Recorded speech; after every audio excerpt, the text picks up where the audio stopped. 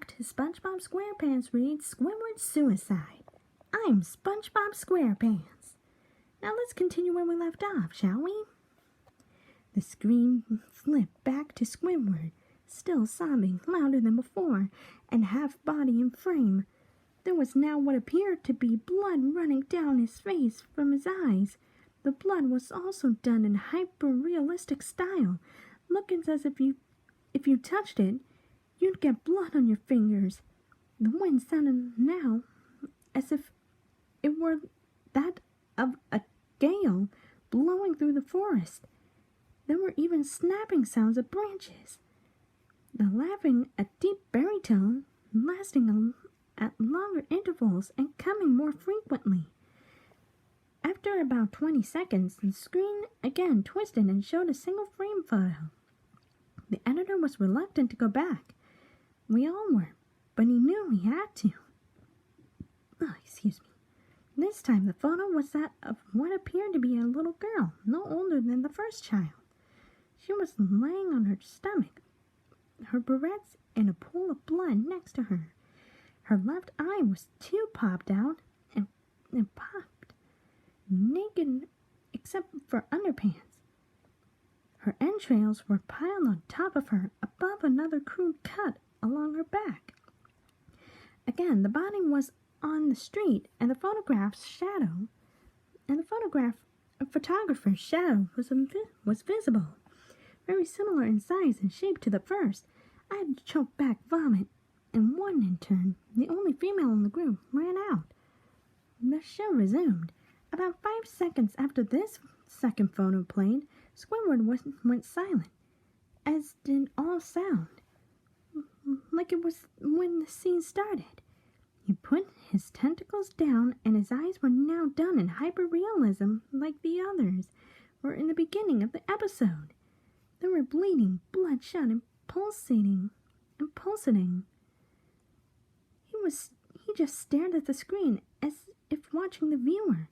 After about 10 seconds, he started sobbing, this time not covering his eyes. The sound was piercing and loud, and most fear-inducing of all his sobbing and was mixed with screams. Tears and blood were dripping down his face at a heavy rate. The wind sound came back, and so did the deep voice laughing, and this time the still photo lasted for a good 5 frames. The animator was able to stop it on the 4th and then backed up. This time the photo was of a boy about the same age, but this time the scene was different. The entrails were just being pulled from his stomach wound by a large hand. The right hand popped and dangling, blood trickling down it. The animator proceeded. It was hard to believe, but the next one was different, but we couldn't tell what. He went on to the next, same thing. He went back to the first and played them quicker, and I lost it. I vomited on the floor. The animating and sound editors gasping at the screen. The 5 frames were not as if they were 5 different photos. They were played out as if they were frames from a photo. We saw the hand slowly lift out the guts. We saw the kid's eyes focus on it. We even saw 2 frames of the kid beginning to blink. The lead sound editor told us to stop. He had to call in the creator to see this. Mr. Steven Hillenberg arrived within about 15 minutes. He was confused as to why he was called down there, so the editor just continued the episode. Once a few frames were shown, all screaming, all sound again stopped. Squidward was just staring at the viewer, full frame of the face, for about 3 seconds. The shot quickly panned out, and the deep voice said, "Do it!" And we see in Squidward's hands was a shotgun. He immediately puts the gun in his mouth and pulls the trigger. Realistic blood and brain matter splattered the wall behind him, and his bed, and he flies back with the force. The last 5 seconds of the episode show his body on the bed, on his side, one eye dangling on what's left of his head above the floor, staring blankly at it. Then the episode ends. Mr. Hillenberg was obviously angry at this. He demanded to know what in the world was going on. Most people left the room at this point, so it was just a handful of us to watch it again. Viewing the episode twice only served to imprint the entirety of it in my mind and caused me horrible nightmares. I'm sorry I stayed. The only theory we could think of was the file was edited by someone in the chain from the drawing studios to here. The CTO was called in to analyze when it happened. The analysis of the file did show it was edited over by a few material. However, the timestamp of it was a mere 24 seconds before we began viewing it. All the equipment involved was examined for foreign software and hardware, as well as glitches, as if the timestamp may have glitched and showed the wrong time. But everything checked out fine. We don't know what happened, and to this day, nobody does. There was an investigation due to the nature of the photos, but nothing came of it. No child scene was identified, and no clues were gathered for the data involved, nor physical clues in the photos. I never believed in unexplainable phenomenon before. But now that I have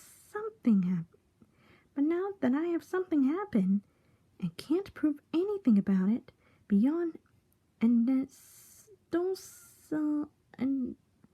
anecdotal evidence, I think twice about things. And that was Squidward's Suicide, a SpongeBob Lost episode creepypasta. What do I think of it? Ooh, in all honesty, I thought that was a real episode. Ooh, I never thought that there would be a creepypasta on my show. Well, I'm actually really flattered, but at the same time, I'm feeling a little creeped out, in a good way. Now Squidward I feel really bad for Squidward in this story because he committed suicide. It's really awful to say the least. But overall, there are some cliches that worked in this story. The bad thing about it is that creepypastas today still use these cliches and they're not working. That was kind of disappointing, but the cliches that are used in this creepypasta, they're excusable because they worked in the past. This story is actually really good. Paragraph structuring is nice. Sentence structuring was really good. And for Squidward, as for Squidward, will he commit suicide? Of course not. He is way too confident. He's way too confident to do such a thing like that. Now, in all honesty, overall, I love this story.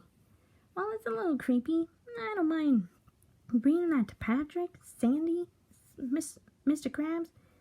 I don't know if Squidward would be interested in reading that. I don't know. But I would love to read it with Sonic. Maybe I should show this to the guy. Maybe I could show this to my friends. But other than that, what do you all think of this creepypasta? Did you all like it or did you not? Feel free to let me know in the comments section down below. Well, I better get going. I gotta feed Gary. But thank you all very much for watching. And Lissett Gonzalez, thank you very much for your request. A little shout out to her. And thank you all very much. And Sonic, thank you very much for inviting me to this episode of Sonic and Friends Read.